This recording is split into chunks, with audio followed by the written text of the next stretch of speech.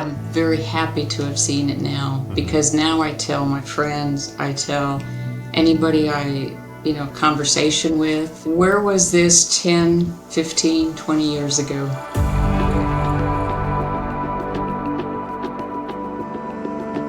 Hello everyone, welcome back to another episode of Success Chronicles, where we are aiming to talk to rule breakers, and today that rule breaker is Maureen Lamance. She spent 30 years working for the government, did everything right, and at the end of it, something was missing. Take a look. Well, Maureen, thank you so much for joining me today. These Success Chronicles are fun for me to do, but love putting you in the hot seat and hearing a little bit about your experience investing.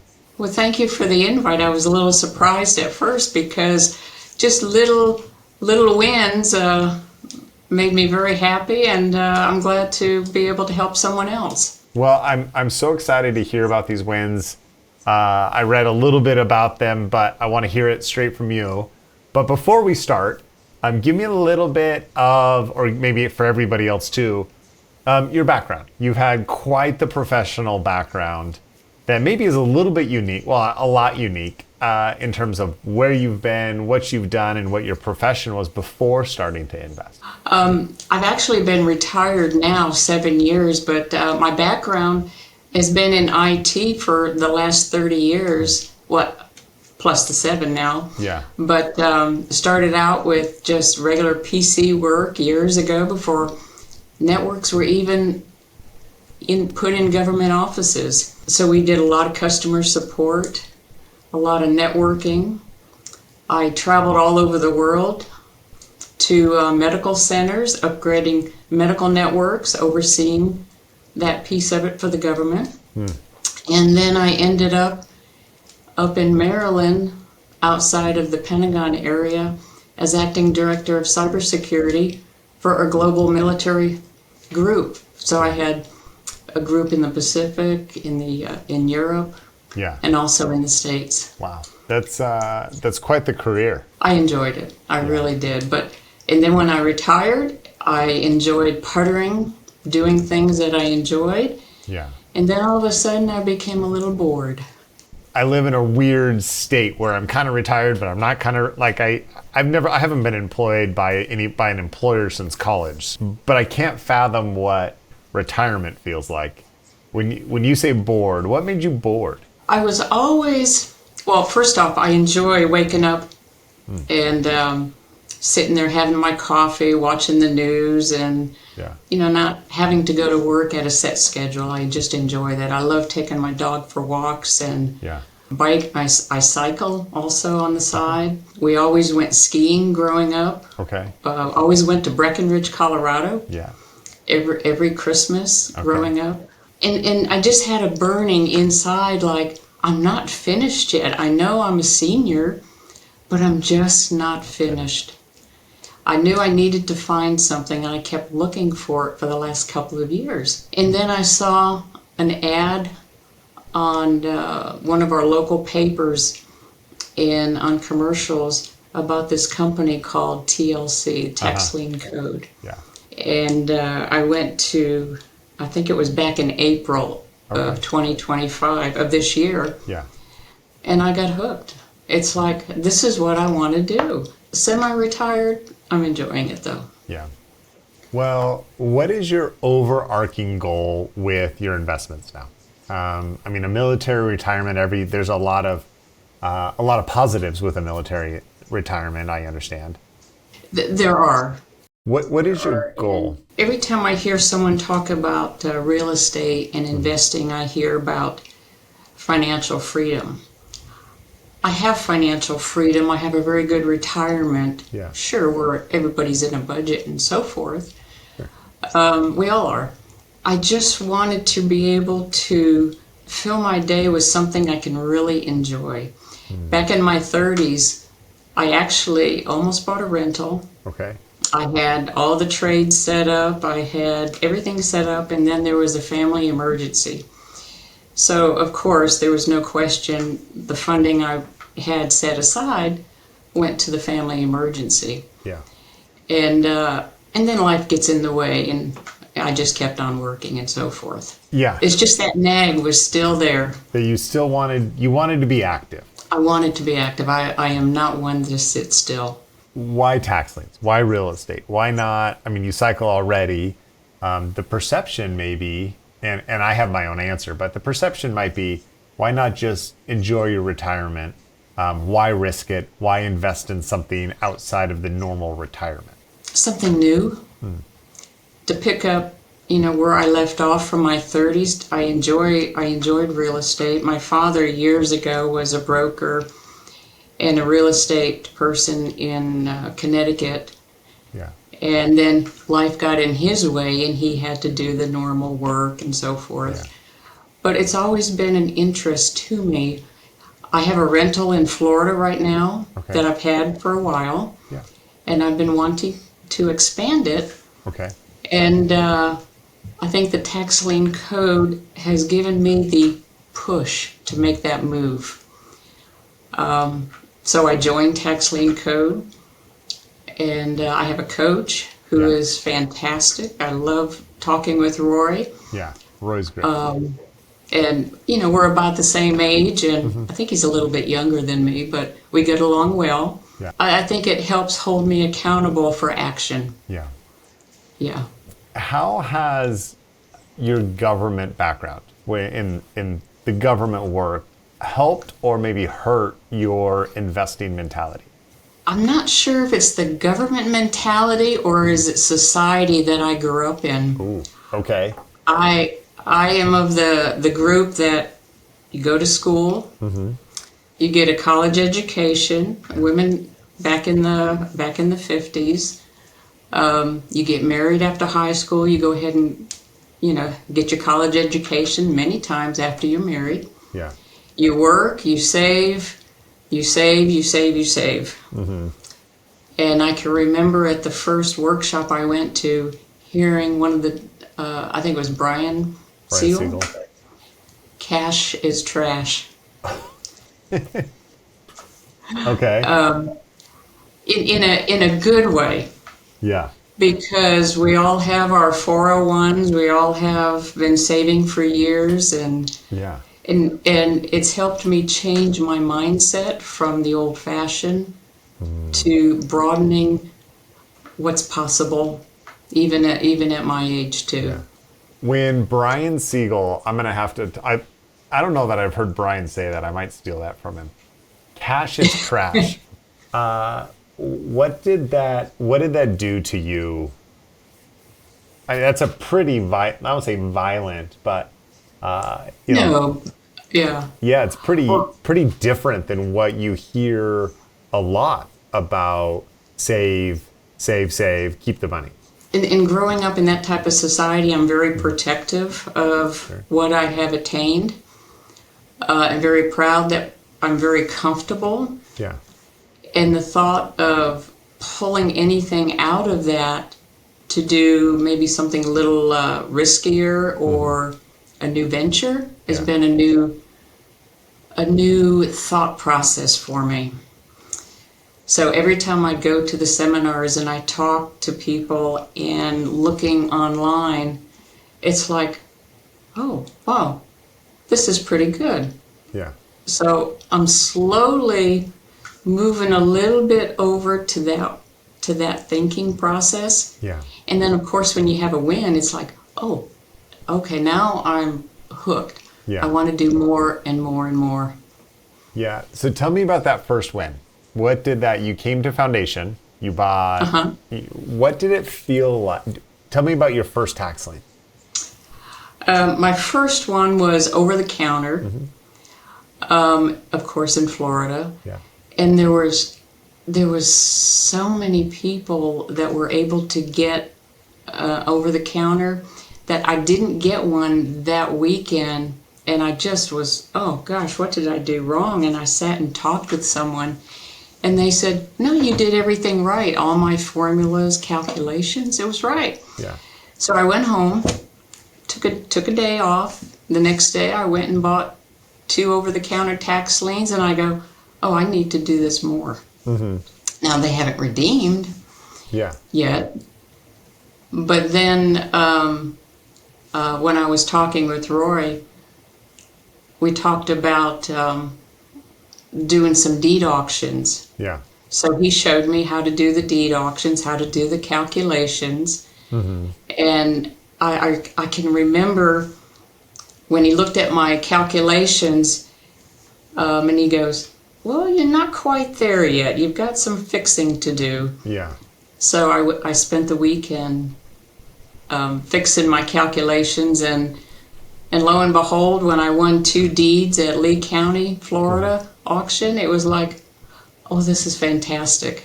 I want to go ahead and get them sold off so I can go ahead and do this again. Keep flipping through them. Keep going. You know, I think there's so much temptation to hang on to those traditional mindsets. It is. I mean, you talked about, and you know, we still see it. It's still so prevalent. Go to college, you know, get good grades in high school, go to college, get good grades, get hired by an employer, work in an industry for 30, 40, 20, whatever it is, right? And we're starting to see that system is cracking.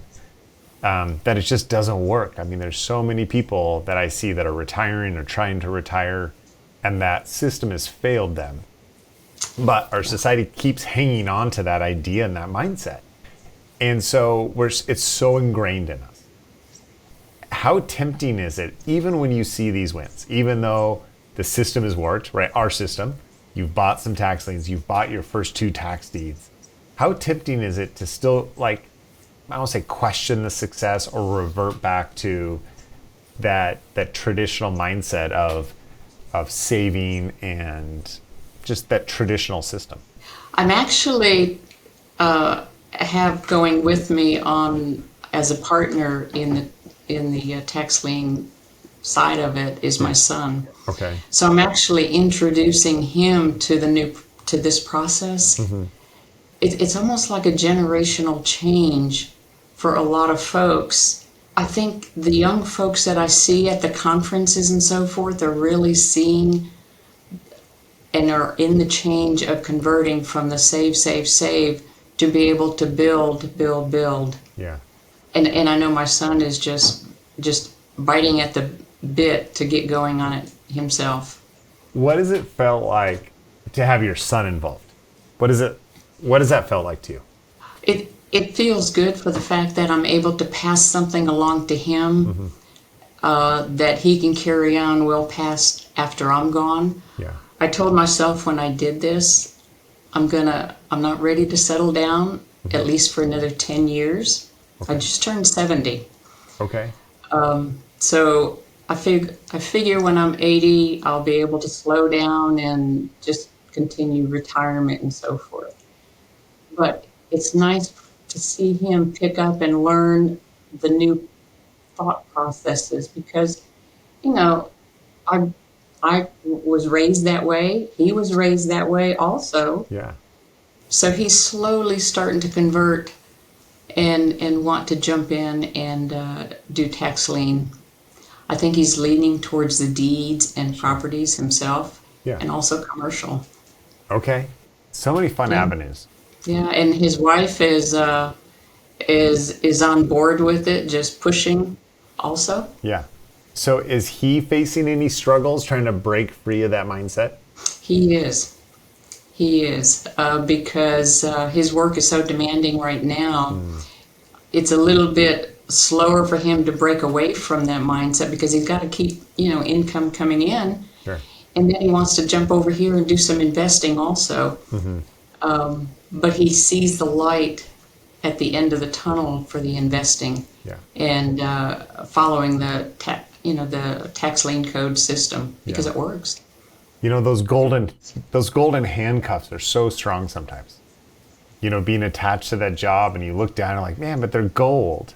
They're secure. They're there, but it's amazing that first crack. And I love that, right? Like he's seen you be successful. The first time he buys that first tax lien or that first deed, he's going to be off to the races. Oh yeah, when he heard about the 2 tax deeds I won, he goes, "Oh my God, Mom, I'm so proud of you." Yeah. And I go, "Fantastic! Come along with me, and let's do some more together." So tell me about these tax deeds.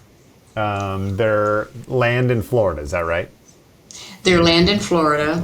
Talking with Rory because of budget at the time, because I haven't moved a lot more yet over, but I will. We went ahead and decided to do land purchases. So I put together the numbers and registered with Lee County and was able to watch the online. And now the only thing I did wrong was, I think I did it right but wrong for what I was doing. Yeah. I set up an auto and max bid, and I sent in my deposit, and then I went ahead and put in my 3 properties that I wanted. Yeah. And I thought, okay, here I put in my deposit, and when I saw I won the first one, it's like, oh, great, fantastic. And then I thought it would stop right there. Yeah. And then it was like, uh-oh, it jumped into the next one that I had put in for max or min and max. Yeah. And all of a sudden I won that, and I go, oh my gosh, I hadn't planned on that one. I was hoping for the first one. And then the third one, I was outbid on that. Yeah. But it's like, yay, I got the first one, and oh, the second one's a surprise. Yeah. But that's okay. I overnighted my cashier's check to the county and got 2 properties. You got 2 for the price. Well, maybe not 2 for the price of one, but you got like a little extra bit more, house. but that's okay. I just overnighted it. That's incredible. What are you going to do with them? I'm gonna wholesale them out. Okay.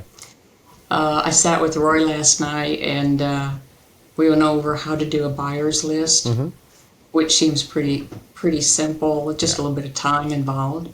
Yeah. And then I'll sell them out, take the proceeds, and rinse and repeat. What does it feel like discovering something that's been around for hundreds of years? We didn't create tax lien investing. We discovered a system, or we discovered an opportunity and made it simpler for people. But it's been around for hundreds of years that nobody talks about. No. Right? Your financial planner didn't tell you about it. College didn't teach it, doesn't teach it. Like, most people have never heard about tax lien investing. What was that epiphany like for you to realize, like, oh my goodness, this has been kept in the dark. It's been kept secret forever, and now I discovered it, and I'm teaching my kid. It's like, where have you been? Even talking with my financial advisor, he's asking me questions. What is TLC? Yeah. Tax lien code. Yeah. I said, go out and look at it. You like to make, on savings a larger interest rate. Yeah. Take a look. You might want to do it yourself. Yeah. So I have a feeling he might be doing that. He can come on over. What was his response? Was he skeptical? Was he excited? When you start sharing with him what a tax lien is as a financial planner, what did that feel like to him? He had heard there was something out there counties had, but he didn't know anything about it. Yeah. So I started explaining it. He says, I've got to look into it. So it was, and he's younger than I am. He's probably your age. Okay. But he knew nothing of it. Isn't that kind of wild? It is. The people that we expect to manage our finances, the people that are managing most of Americans' finances, don't know. They're wrapped up into the stocks and mutual funds and the market. Yeah. It's kind of like going with blinders. This is what we do. Yeah. And I really enjoy multiple streams of income, with my rental property I have, and now I'll increase what I'm doing with TLC and down the road. I just enjoy that. We spoke a couple weeks ago, and we were catching up just a minute ago. But I want to hear more detail. You have an ultimate goal or an ultimate vision that supersedes you, that like your legacy idea. I want to hear more about that. Because I've got so many years in with the military, I've worked with the military. Matter of fact, my late husband's, out of his office came the slogan, be all you can be.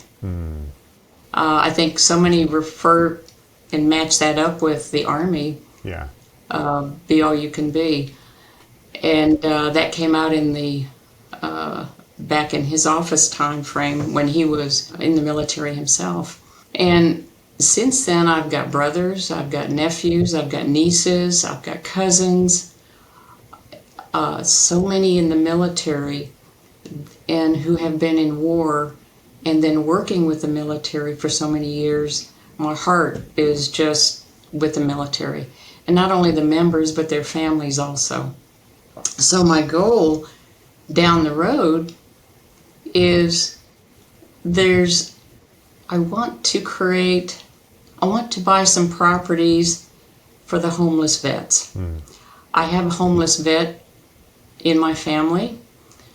They're actually working with an agency now to try to get them into housing. And what we hear is in the different cities, this one happens to be in Houston, there's just not enough landlords willing to or not familiar with the programs for homeless vets. And many of the vets, this one in particular, had been to Iraq twice, came back with PTSD so bad. Yeah. It was devastating for his first marriage, and he's got a beautiful family now, but they're living in a hotel, and hopefully by next week they should be in a house. But that's just one family. I know there's plenty more out there. So that's my goal, is to buy some properties in different areas and be a landlord or a property owner for homeless vets. So have you looked into it? Are there programs that provide like Section 8 or something like that, some type of government assistance specifically for homeless vets? There are. I actually did some research on it last week, and there's a couple programs that do provide that. I just have to make contact with them and then find out the process. But yeah, that's a goal that once I get that done down the road, it may take me a few years to do it, but I'll be very happy with that. It's an incredible thing that we see. Is that I think a lot of people start out with some type of financial ambition. I want to be a millionaire, or I want to make X dollars per month. But ultimately, we all realize at some point that it's not about the dollar. It's not the commas in the bank account. It's not the call. Like there is some purpose. There's a reason that we want that money. Like having $1 million in the bank account, your point is cash is trash. Like it doesn't do anything. No, it just sits there. So I love that you have that already identified, that the goal is to help homeless vets. It's the quality, and I think as we all go through our journey, we're young, we're earning a living or making money, we're materialistic, we get bigger houses, we buy more things, and then there's a time when you really realize that, gosh, I need to downsize, and it's really the quality of time you have with the people. We're only here for a short time, and if we can help make someone's life so much easier and happier, does it hurt me? No. So what keeps me from doing that? If it doesn't hurt me or anyone in my family, but helps, let's do it. I love all of that. I think that is so incredible. What has been the biggest challenge you had to overcome since starting? Oh, since the start with TLC? Yeah, you said, was it April? So April of this year. We're 6 months in. What's been the hardest challenge? Well, the mindset change is not the hardest. It's a constant because I want to improve that change. I think coming from retirement to I'm very busy right now. Mm-hmm. Early on, I felt a little overwhelmed with the reading and the learning, and now it's just normal. It's kind of like, I've done that piece already, so now I'm able to move on to the next piece. I think doing the business aspect of it, I'm working through that. I signed up with Advanced Tax Group. I've got a holding company in place. It's just getting things in place. Then I can start focusing on being more active and staying active in the purchasing and the deeds and so forth.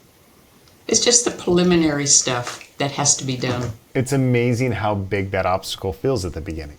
I know. Right. But once you get past that part of it, it gets easier. Why do you think it gets easier? I think a lot of folks fret over what they don't know. You don't know what you don't know. So when I first looked at I can remember looking online for an OTC certificate and so forth. It's like reading the legal, documents and stuff. Like, oh gosh, should I really hit click? Now it's like, okay, now we need to find out what are the rules, and so forth for this state, for this county, and so forth. We're past that part. How much, if you don't mind me asking, how much was that first tax lien that you bought? It was two of them, about $152. Okay, each $150 a piece. No, just total. For both. For both. So like, let's call it $75 to $100 each. So you spent okay. I'm willing to bet that you have spent that on a dinner before. Oh, much more than that too. Yeah. Sure. Okay.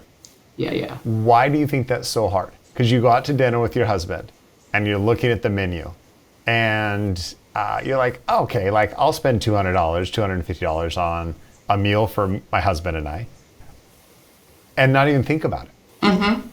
But when you go to invest in a tax lien that costs $75, like there's all this worry and all of this frustration and all of this concern on something that you wouldn't give a second thought at the cost of a glass of wine at dinner. Yes. Why is that? Well, it's something new you don't know enough about, maybe. Okay. You have to trust the system, but it works.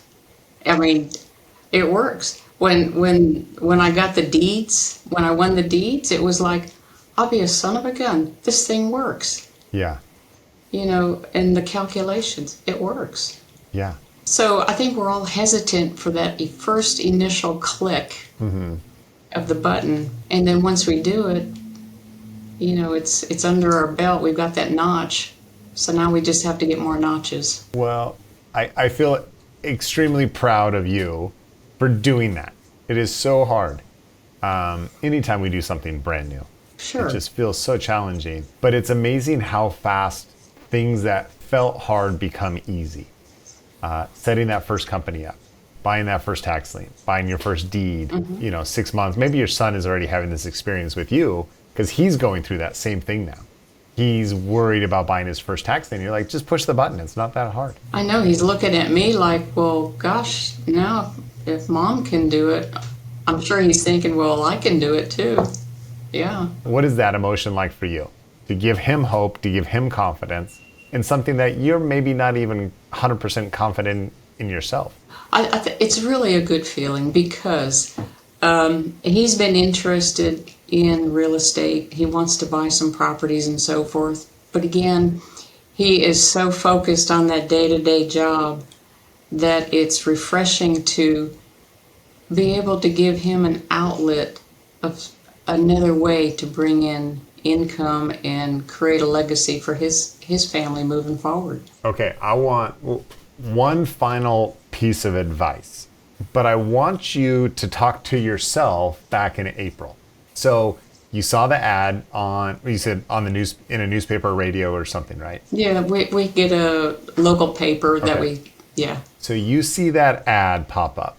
And if you could go back to that day as Maureen right now, what would you tell yourself at the very beginning when you saw that ad? Where was this 10, 15, 20 years ago?